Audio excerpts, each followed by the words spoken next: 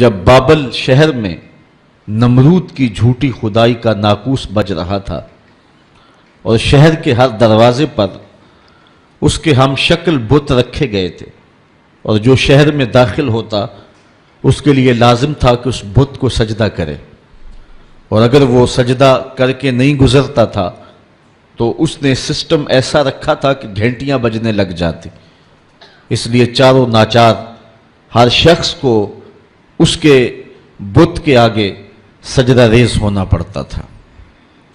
اس ماحول میں جب کہ کفر ہر سمت پھیلا ہوا تھا، ظلمتیں ڈیرا جمائے ہوئے تھی، شب دہجور ہر سمت پنجے گاڑے ہوئے تھی، اور اس کی جھوٹی خدائی کی فسونکاری لوگوں کو جکڑے ہوئے تھی، تو اس زمانے میں ایک شخص پیدا ہوا جس کو حضرت ابراہیم کے نام سے دنیا جانتی۔ آپ نے نہ صرف نمرود کی جھوٹی خدائی کا انکار کیا، بلکہ انہوں نے جو جھوٹے خدا بنا رکھے تھے ان سب کا انکار کر کے پوری عظیمت اور پوری جرت کے ساتھ کھڑے ہو کر کے دنیا کے سامنے توحید پرستوں کی جو تصویر پیش کی ہے وہ انوکھی بھی ہے، البیلی بھی ہے، جرت افزا بھی ہے، اور باطن کو جلا دینے والی بھی۔ آئیے سورہ الانبیاء اٹھا کر کے دیکھتے ہیں۔ اللہ کا نبی جس ماحول میں آنکھ کھولتا ہے اور پھر جوانی کی دہلیز پہ قدم رکھتا ہے، ایک جھوٹے خدا کی خدائی کا ڈنکا بج رہا ہے، اور لوگ اس کے سامنے اپنی پیشانیاں بھی جھکاتے ہیں اور اپنے سر بھی جھکاتے ہیں۔ حضرت ابراہیم جب بلوغت کی عمر کو پہنچتے ہیں، وَلَقَدْ آتَيْنَا إِبْرَاهِيمَ رُشْدَهُ مِنْ قَبْلِ، اللہ ارشاد فرماتا ہے، اور یقیناً ہم نے مرحمت فرمائی تھی ابراہیم کو ان کی دانائی اس سے پہلے، وَكُنَّا بِهِ عَالِمِينَ، اور ہم ان کو خوب جانتے تھے۔ اِذْ قَالَ لِأَبِيهِ وَقَوْمِهِ مَا هَٰذِهِ التَّمَاثِيلُ الَّتِي أَنْتُمْ لَهَا عَاكِفُونَ، جب انہوں نے اپنے چچا اور اپنی قوم سے کہا کہ یہ کیا مورتیاں ہیں جن پر تم پوجا پاٹ کرنے کے لیے جمے بیٹھے ہو۔ وہ بت تھے جن کے ارد گرد وہ بیٹھے رہتے تھے اور ان کی پوجا پاٹ کرتے تھے۔ قالوا وجدنا آباءنا لها عابدین، تو انہوں نے جو دلیل دی وہ یہ تھی کہ ہم نے اپنے آباء و اجداد کو ایسے کرتے ہوئے دیکھا ہے۔ قال لقد کنتم انتم وآباؤکم فی ضلال مبین، حضرت ابراہیم علیہ السلام بولے بے شک تم اور تمہارے آباء و اجداد سارے گمراہی میں ہو۔ قالوا اجئتنا بالحق ام انت من اللاعبین، کہنے لگے آپ کوئی ہمارے پاس سچی بات لے کر آئے ہیں یا یوں ہی ہم سے دل لگی کر رہے ہیں۔ قال بل ربکم رب السماوات والارض، حضرت ابراہیم علیہ السلام نے کہا کہ یہ تمہارے معبود نہیں ہیں، تمہارا معبود وہ ہے جو زمین و آسمان کا رب ہے، الذی فطرہن، جس نے ان کو پیدا کیا ہے، وَأَنَا عَلَىٰ ذَلِكُم مِّنَ الشَّاهِدِينَ، اور میں اس صداقت پر گواہی دینے والوں میں سے ہوں۔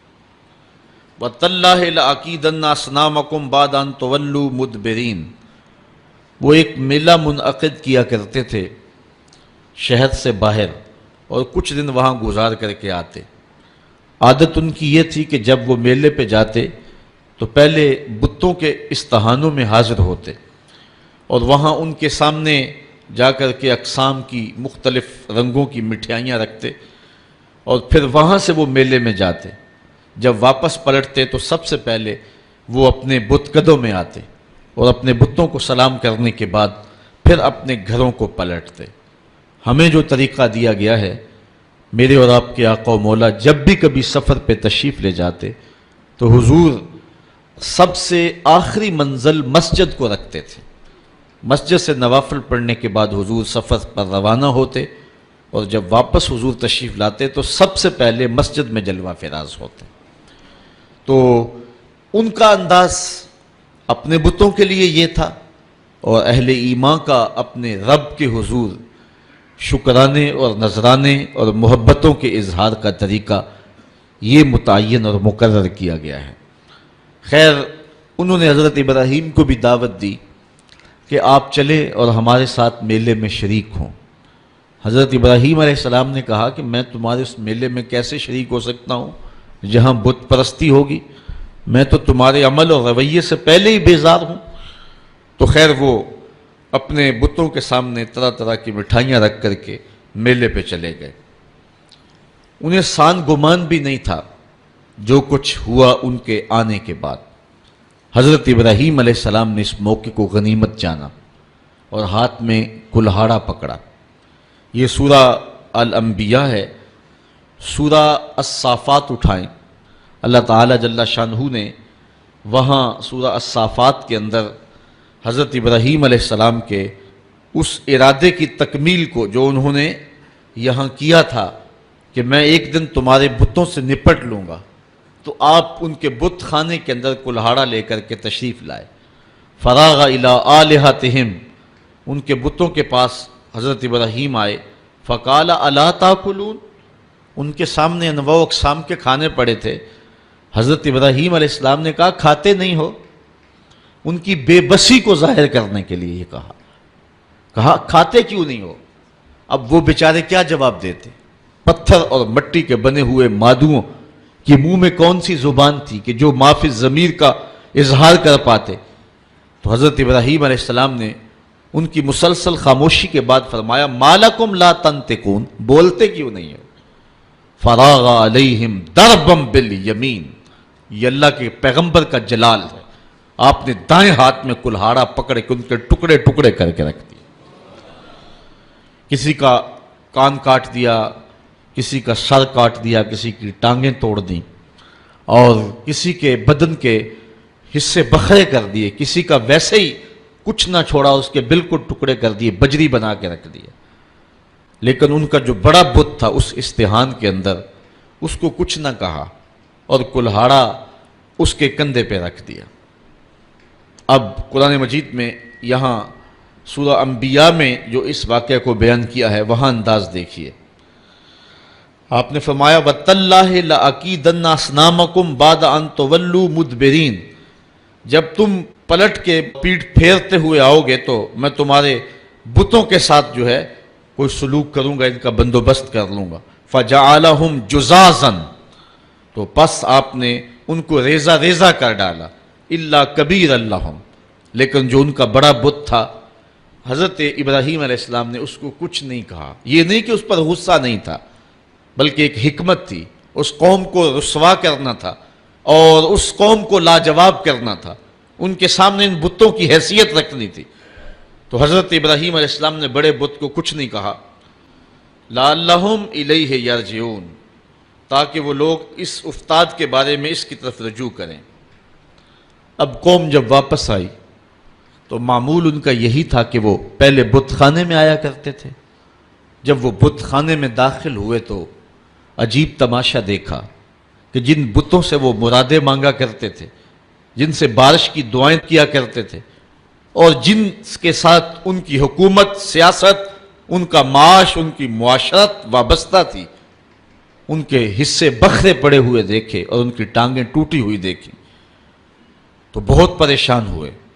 قالوا من فعل هذا بآلهتنا انه لمن الظالمین، کہنے لگے ہمارے ان خداؤں کے ساتھ یہ سلوک کس نے کیا ہے؟ جس نے یہ کام کیا ہے وہ ظالموں میں سے ہے۔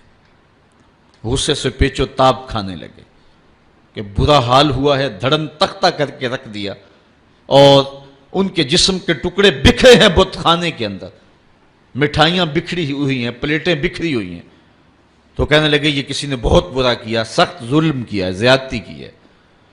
قالوا سمعنا فتى يذكرهم يقال له ابراہیم، کہنے لگے چند آدمیوں نے ان لوگوں میں سے کہا ایک نوجوان کو سنا ہے جو ان بتوں کا ذکر برائی سے کرتا ہے، اس کا نام ابراہیم، ورنہ اس بھرے ماحول میں ان بتوں کے ساتھ یہ سلوک بھلا کون کر سکتا ہے؟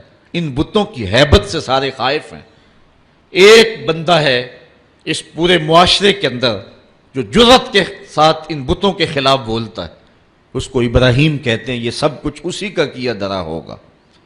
قالوا فاتوا بہ علی اعین الناس لعلہم یشہدون، کہنے لگے پھر پکڑ کر لاؤ اسے سب لوگوں کے سامنے، لوگوں کے روبرو وہ اس کے متعلق کو شہادت دیں۔ جن لوگوں نے اس شخص کو، ابراہیم کو، ان بتوں کی برائی بولتے ہوئے دیکھا ہے، وہ کہیں کہ واقعی یہ بتوں کا مخالف ہے، اور یہ الزام ہم اس پہ لگائیں کہ اس نے یہ کیا ہوا ہوگا، اور پھر اس کو سزا دیں۔ حضرت ابراہیم علیہ السلام لے آئے گئے اور ان کو پکڑ کر کے گرفتار کر کے جو ہے وہ بادشاہ کے دربار میں حاضر کر دیا گیا۔ آیان سلطنت بھی بیٹھے ہیں، وزراء بھی بیٹھے ہیں، مشیر بھی بیٹھے ہیں، خود نمرود بھی بیٹھا ہے، پجاری بھی، اور ان استہانوں کے اور ان بت خانوں کے پروہت بھی بیٹھے ہوئے ہیں، منتیں ماننے والے، دعائیں مانگنے والے، ان کو اپنا معبود سمجھنے والے، اپنی پیشانی ان کے چرنوں میں رکھنے والے سارے بیٹھے اور اپنے بتوں کی بدحالی پہ پیچ و تاب کھا رہے ہیں۔ سارا غصہ حضرت ابراہیم پر آیا، اور حضرت ابراہیم علیہ السلام کو بلا کر کے لوگوں کے سامنے نمرود اپنی پوری تمکنت کے ساتھ، پورے رعب اور شاہی جلال کے ساتھ، اور پورے غرور اور دبدبے کے ساتھ اس مجلس میں موجود ہے۔ ہزاروں کا یہ اجتماع ہے، اللہ کی توحید کا ایک واحد پرستار حضرت ابراہیم اس ماحول میں ان کو پکڑ کے لایا جاتا ہے۔ قالوا اانت فعلت ھذا بآلہتنا یا ابراہیم، ایک دم چھٹ پڑے، بولے اے ابراہیم، ہمارے ان بتوں کے ساتھ، ہمارے ان خداؤں کے ساتھ یہ سلوک تم نے کیا ہے؟ پھر حضرت ابراہیم نے کیا جواب دیا؟ قال بل فعلہ کبیرہم ھذا، ان کے بڑے نے کیا ہوگا۔ اسلحہ تو اس سے برآمد ہو رہا ہے نا، یہ آپس میں لڑ پڑے ہوں گے، یہ کہہ رہا ہوگا کہ تم چھوٹے میری خدائی میں کیوں شریک ہو، تو اس بڑے نے کیا ہوگا۔ پھر آگے فرمایا فَاسْأَلُوهُمْ إِنْ كَانُوا يَنْتِقُونَ، اچھا یہ نہیں بتاتا تو جن کے ساتھ یہ قیامت ٹوٹی ان سے پوچھ لو کہ تمہارے ساتھ یہ قیامت کس نے توڑی، یہ اپنے دکھ کی بپتا خود سنائیں نا، اپنی داستان سرائی خود کریں، ان کے ساتھ یہ قیامت کس نے توڑی، کس نے ظلم کیا ان کے ساتھ۔ پہلے تو کلہاڑا جس سے برآمد ہو رہا ہے، ان کا جو بڑا ہے اس نے کیا ہوگا۔ حالات قرینہ حالیہ جو ہے وہ یہ بتا رہا ہے کہ سارے بت جو ہیں وہ قتل کر دیے گئے، بڑے کے پاس جو ہے وہ اسلحہ ہے اور وہ بچ گیا، اس کو خراش تک نہیں آئی، یقیناً ان کی آپس میں کوئی لڑائی ہو گئی ہوگی، اس بڑے نے چھوٹوں پہ حملہ کر دیا اور ان کے ٹکڑے ٹکڑے کر کے رکھ دیا اور خود سلامت رہا، تو اس نے کیا ہوگا۔ اچھا اگر اس نے نہیں کیا ہے تو یہ نہیں بتا رہا، تو چلو جن کے ساتھ یہ قیامت ٹوٹی ہے ان بیچاروں سے پوچھ لو تمہاری ٹانگیں کس نے کاٹ دی، تمہارے سر کس نے توڑ دیے، تمہارے کان کس نے کاٹ دیے، تمہاری ناک کس نے توڑ دی۔ حضرت ابراہیم علیہ السلام کے لفظوں کی کاٹ کلہاڑے کی کاٹ سے بھی زیادہ تھی۔ اللہ اکبر، اللہ کا نبی بول رہا ہے اور نمرود کا دربار ہے، سارے مخالف ہیں، بتوں کے ماننے والے اور ان کو اپنا معبود برحق سمجھنے والے۔ ایک جوان اللہ کی توحید کا واحد پرستار میدان عمل میں کھڑا ہے۔ حضرت ابراہیم علیہ السلام نے ذرا لفظوں کی کاٹ دیکھیے اور حضرت ابراہیم کا لہجہ دیکھیے۔ کالا بل فعلہ کبیرہم ھذا، ان کے اس بڑے نے کیا ہوگا۔ فاسألوہم، اب کوئی وقفہ دیے بغیر، فا تاکیبیہ ہے اور سما اور فا میں فرق یہ ہے کہ جب سما بولا جاتا ہے تو اس میں تاکیب فی الفور نہیں ہوتی، اور جب فا عربی میں بولا جاتا ہے تو اس میں تاکیب فی الفور ہوتی ہے، یعنی ان کو وقفہ دیے بغیر ایک حملے کے اوپر دوسرا حملہ کیا۔ فاسألوہم، ان سے پوچھ لو، اور پھر بتوں کی بے بسی کو بھی ساتھ بیان کر کے فوراً کہا ان کانوا ینطقون، اگر یہ بولتے ہیں تو اپنی دکھ کی کہانی بیان کریں، اپنے درد اور اپنے دکھڑے کو بیان کریں کہ یہ قیامت ان پر کس نے توڑی ہے۔ فَرَجَعُوا إِلَىٰ أَنفُسِهِمْ، پھر وہ اپنے اندر پلٹے، ضمیر تو ہوتا ہے، اندر سے آواز تو آتی ہے، پھر وہ اپنے ضمیر کی طرف پلٹے۔ فَقَالُوا إِنَّكُمْ أَنْتُمُ الظَّالِمُونَ، اور پھر بولے بے شک تم خود ہی ظالم ہو۔ ان سے توقعات وابستہ کیے ہوئے ہو جو اپنے وجود کی سلامتی اور اپنے وجود کی بقا کی ضمانت بھی نہیں دے سکتے، اور پھر ان کے اوپر حملہ آور ہو تو دفاع بھی نہیں کر سکتے، دفاع تو دور کی بات ہے، اپنے دکھ کی کہانی بھی نہیں سنا سکتے، ان پر ظلم کس نے کیا اس بپتا کو بھی نہیں کہہ سکتے، تو جو اتنے مجبور اور اتنے بے بس ہیں تو وہ تمہیں کیا دے گی۔ ایک دم وہ اپنے اندر پلٹے، ضمیر اندر سے گھنٹیاں بجانے لگا۔ ابراہیم کھڑے ہیں اور اللہ کی توحید کا پیغام دے رہے ہیں، وہ اپنے اندر جھکے اور کہا کہ تم خود ہی ظالم ہو۔ ثم نکسوا علی رؤوسہم، پھر وہ اوندے ہو کر پلٹ گئے. اندر کی ظلمت، اندھیرا اور ان بتوں کا وہ پیار جو ان کے اندر رچا بسا تھا، پھر وہ دوبارہ پلٹے اور حضرت ابراہیم سے مخاطب ہو کے کہا لَقَدْ عَلِمْتَ مَا هَؤُلَاءِ يَنْطِقُونَ. لجاجت تھی لہجے میں، بانک پن نہیں تھا، چونکہ جھوٹ کے لہجے کے اندر جو ہے وہ کڑک نہیں ہوتی، کھنک نہیں ہوتی، اس لیے لجاجت کے لہجے میں بولے ابراہیم تو جانتا ہے یہ بیچارے بولتے نہیں. بس ان کے یہ کہنے کی دیر تھی کہ اللہ کا نبی اٹھ کے کھڑا ہو گیا. اب سنو حضرت ابراہیم علیہ السلام کے لہجے کا بانک پن دیکھیے. قرآن مجید میں توحید کے عنوان سے حضرت ابراہیم کی تقریر کے یہ لفظ جو ہیں، ذرا ان لفظوں کی کاٹ دیکھیے اور الفاظ کی اٹھان دیکھیے، ابراہیم علیہ السلام کے لہجے کا حسن دیکھیے اور پھر قرآن کا معجزہ دیکھیے. میرے پاس وہ لہجہ نہیں ہے کہ ان لفظوں کو اس انداز سے پڑھ سکوں کہ وحی کے پڑھنے کا جو طریقہ اور سلیقہ اہل زبان رکھتے ہیں، لیکن میرے ٹوٹے ہوئے لہجے کے اندر بھی آپ ان لفظوں کا حسن ملاحظہ کر سکیں گے کہ کس قدر اللہ کے نبی حضرت ابراہیم علیہ السلام کھڑے ہو کر کے اللہ کی توحید پر گفتگو کر رہے ہیں، اور یہ موقع حضرت ابراہیم تلاش کر رہے تھے، اور یہ سارا جو کچھ کیا تھا اس موقع کو پیدا کرنے کے لیے حضرت ابراہیم نے کیا تھا. اب حال یہ ہے کہ نمرود بھی بیٹھا ہے، اس کے آیان سلطنت بھی بیٹھے ہیں، وزراء مشیر بھی بیٹھے ہیں، حکمران طبقہ بھی بیٹھا ہے، عوام بھی بیٹھے ہیں، پروہت بھی بیٹھے ہیں، پجاری بھی بیٹھے ہیں، سارے بیٹھے ہوئے ہیں. اور حضرت ابراہیم علیہ السلام جب حجت پوری کر لی اور ان کو کہا ان سے پوچھ لو، بڑے نے کیا ہوگا، اچھا یہ بولتے ہیں تو ان سے سوال کر لو، تو وہ اپنے ضمیر کی طرف لوٹے اور پھر پلٹ آئے دوبارہ گمراہی کی طرف. لہجے میں جو ہے وہ توتلا پن تھا، رک رک کے کہہ رہے تھے، لجاجت تھی، ٹپک رہی تھی لہجے کے اندر، بے بسی تھی. حکمران ہونے کے باوجود اتنا طبقہ ایک تنہا شخص سے مخاطب نہیں ہو رہا اور آنکھیں ملانے کے قابل نہیں ہے، جھکی نظریں ہیں، زبان بل کھا رہی ہے، لجاجت ہے، پیشانی اور بدن پہ پسینہ چھوٹا ہوا ہے، اور کفر کے یہ سرغنے لجاجت برے لہجے میں کہتے ہیں لَقَدْ عَلِمْتَ مَا هَؤُلَاءِ يَنْطِقُونَ. ابراہیم تو جانتا ہے یہ بیچارے بولتے تو نہیں، ان سے کیا پوچھیں، یہ تو بولتے نہیں ہیں. بس یہ کہنے کی دیر تھی، اللہ کا نبی کھڑا ہوا. اب سنو حضرت ابراہیم کا لہجہ. قَالَ أَفَتَعْبُدُونَ مِن دُونِ اللَّهِ مَا لَا يَنْفَعُكُمْ شَيْئًا وَلَا يَضُرُّكُمْ أُفٍّ لَّكُمْ وَلِمَا تَعْبُدُونَ مِن دُونِ اللَّهِ أَفَلَا تَعْقِلُونَ. حضرت ابراہیم علیہ السلام نے فرمایا ان کو پوچھتے ہو اللہ کے علاوہ جو نہ نفع دے سکے نہ نقصان پہنچا سکے. اب ایک اور دیکھیے وار کلہاڑے کا، اُفٍّ لَّكُمْ.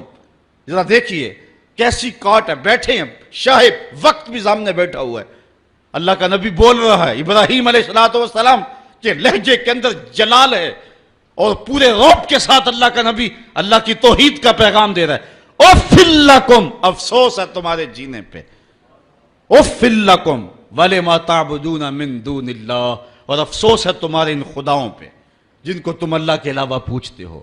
افلا تاقلون، تمہاری کھوپڑی میں دماغ نہیں ہے، ان کو پوچھ رہے ہو جو اپنے دکھ کی کہانی بھی نہیں سنا سکتے. اب جب دلیل سے بات نہ ہو سکے اور جب کسی کے لفظوں کی کاٹ نہ کی جا سکے تو جو طاقتور لوگ ہوتے ہیں ان کا لہجہ دوسرا ہوتا ہے. جلا دو، ٹکڑے کر دو، مار دو، بوٹیاں نوچ لو. انہوں نے کہا قالو حرقوہ وانصروا آلہتکم ان کنتم فاعلین. آپس میں بولے اس کی زبان تو روکی نہیں جا سکتی، اس کے لہجے کا جواب تو دیا نہیں جا سکتا، اپنے بتوں کا دفاع تو ہو نہیں سکتا.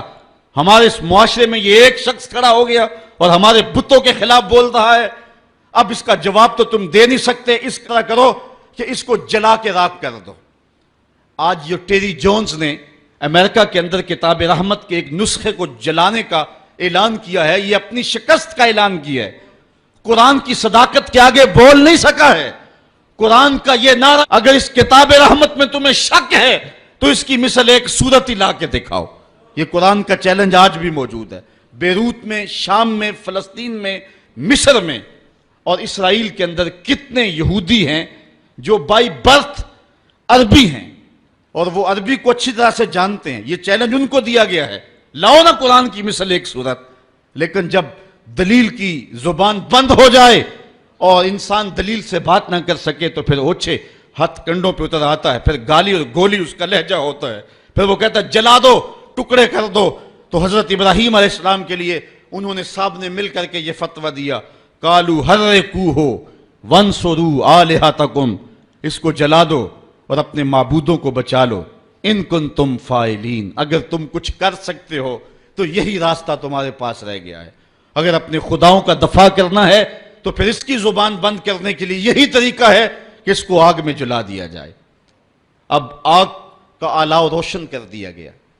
حضرت ابراہیم کو تلوار کی ایک ضرب سے بھی کاٹنے کا اہتمام کیا جا سکتا تھا، لیکن رنگ کوئی اور تھے اور رب کو کچھ اور منظور تھا. ایک چخا تیار کی گئی اور مفسرین لکھتے ہیں کہ اتنی بڑی تھی کہ اگر اوپر سے فضا سے کوئی پرندہ گزرتا اور اس سے اٹھنے والی گرمی اور حرارت اور حدت سے وہ جل بن کر کے کباب بن کر کے نیچے جو ہے وہ گر جاتا. اب جب چخا جلالی روشن کر لی، اب ابراہیم علیہ السلام گرفتار ہیں اور ان کو پکڑ کے آگ میں ڈالیں تو کیسے ڈالیں، قریب تو جایا نہیں جاتا. ایک منجنیق تیار کی، اس کے ایک پلڑے میں حضرت ابراہیم علیہ السلام کو بٹھایا، ان کے بدن پہ رسیاں جو ہے وہ باندھی اور ان کو جکڑ کر کے اس منجیق میں رکھا کہ اس کو گھما کر کے اس آگ میں ڈال دیں گے. جب منجیق کو گھمایا جانے لگا، کارکنان قضاء و قدر میں کوہرام مچ گیا. مالک اس دھرتی پہ تیرا ایک ہی تو پرستار ہے، تیرا ایک ہی تو پوجنے والا ہے، اگر یہ بھی نہ رہا تو پھر تیری توحید کا اعلان کون کرے گا. لیکن فطرت مسکرا کے کچھ اور کہہ رہی تھی، فانوس بن کے جس کی حفاظت ہوا کرے، وہ شمع کیا بجھے جسے روشن خدا کرے. حضرت ابراہیم علیہ السلام اس منجیق میں ڈال لیے گئے. ذرا دیکھیے توحید پرست کا لہجہ، جس دھج سے کوئی مقتل میں گیا وہ شان سلامت رہتی ہے، اس جان کی کچھ پرواہ ہی نہیں، یہ جان تو آنی جانی ہے. ابراہیم علیہ السلام کے بارے میں ان کا خیال تھا کہ جب جلتی ہوئی آگ کے بھڑکتے ہوئے شعلے دیکھیں گے تو اپنے موقف سے رجوع کر لیں گے. لیکن جن کے اندر چراغے توحید روشن ہو، بھلا وہ ان بھڑکتے ہوئے شعلوں کو خاطر میں کیسے لاتے ہیں. حضرت ابراہیم علیہ السلام چرخی میں بیٹھے اور جب اس چرخی کو گھمایا گیا، حضرت جبریل امین حاضر ہو گئے. عرض کہی، اے ابراہیم، میں اللہ کے ہاں قرب خاص رکھتا ہوں اور میرا آنا جانا سدرہ تک ہے. اگر اللہ سے کچھ کہنا ہے تو مجھے کہیے، میں اللہ کی بارگاہ میں عرض کر دیتا ہوں. تو حضرت سیدنا ابراہیم علیہ السلام بولے کہ اے جبریل، تیری مہربانی پیشکش کی، مجھے تیرے سے کوئی حاجت نہیں ہے. جبریل نے عرض کی کہ اچھا چلو اپنے رب سے خود ہی عرض کر لیجئے، اس مشکل اور آڑے وقت میں آپ کی حفاظت کی جائے. آپ کی حفاظت اس قاض کی حفاظت ہے، آپ کا بچ جانا دین اسلام کا بچ جانا ہے، اس لیے آپ خود عرض کر لیجئے. حضرت ابراہیم بولے، اے جبریل امین، مجھے یہ بتاؤ، کافروں کے دل میں یہ بات کس نے ڈالی کہ میرے لیے آگ کے یہ الاؤ روشن کیے جائیں؟ کہا رب جلیل نے. کہا اگر جلیل کی یہ مرضی ہے تو پھر خلیل کی بھی یہی مرضی. جے سونا میرے دکھ وچ راضی تے میں سکھ نو چلے ڈاواں، اگر اس کی رضا ہے کہ میں جلوں تو میں 100 بار جلنے کے لیے تیار ہوں. اچھا، انہوں نے اس منجنیق کو گھما کر کے حضرت ابراہیم علیہ السلام کو آگ میں ڈالا. حوروں کی چیخیں نکل رہی تھی، عرش مولا تھرا رہا تھا. کارکنان قضاء و قدر پریشان تھے کہ دھرتی پر ایک ہی رب کی توحید کا متوالا اور اس کو بھڑکتی ہوئی آگ کے شعلوں پہ ڈالا جا رہا ہے. لیکن قدرت نے جو دکھلانا تھا وہ کچھ اور تھا. جب حضرت ابراہیم کو گھما کر کے آگ میں ڈال دیا گیا، ادھر حضرت ابراہیم آگ میں پہنچے، ادھر آگ کو رب کا سندیسہ پہنچا. قلنا یا نارو کونی بردم و سلامن علی ابراہیم. ہم نے آگ سے کہا، اے آگ ٹھنڈی ہو جا، اتنی ٹھنڈی بھی نہ کہ میرے خلیل کو سردی لگ جائے، ٹھنڈی بھی سلامتی کی ہونا، میرے ابراہیم پہ ٹھنڈی ہو جا. حضرت ابراہیم علیہ السلام اس آگ میں آ گئے. باہر تو بھڑکتے ہوئے شعلے تھے، اندر جنت کی ہوائیں چل رہی تھی. ایک دن نہیں، 2 دن نہیں، 40 دن تک اللہ کا خلیل اس آگ میں رہا ہے. 40 دن تک حضرت خلیل اللہ اس آگ کے اندر رہے. اندر گلزار بنا ہوا تھا، جنت کا ماحول تھا، فردوس کی جو ہے وہ بہاریں تھیں، اور باہر آگ جل رہی تھی. باہر کوئی جاتا تو وہ دور سے بھاگ آتا. اب ان کا تو خیال تھا کہ راکھ بھی نہیں بچی ہوگی, لیکن آگ کے جب شعلے سرد ہوئے اور جب کوئلے بجھے تو حضرت ابراہیم کوئلوں پہ چلتے ہوئے یوں آ رہے ہیں جس طرح کوئی نازنین پھولوں پہ چلتا ہوا آتا. حضرت ابراہیم علیہ السلام سے پوچھا گیا زندگی کے بہترین لمحے کون سے گزرے ہیں؟ کہا وہی لمحے جو نار نمرود کے اندر گزار کے آیا ہوں. وصل کی وہ لذتیں اور وہ گھڑیاں اور وہ ساعتیں, وہ خوش نصیب گھڑیاں میں نے جو پائی ہیں, دل ڈھونڈتا ہے وہی فرصت کے رات دن بیٹھے رہیں تصور جانا کیے ہوئے. وہ خاص گھڑیاں تھی, وہ خاص لمحے تھی. اب اقبال کا لہجہ یہاں دیکھیے. پختہ ہوتی ہے مصلحت اندیش و عقل, عشق مصلحت اندیش ہو تو ہے خام ابھی. بے خطر کود پڑا آتش نمرود میں عشق, عقل ہے محو تماشائے لبے بام ابھی.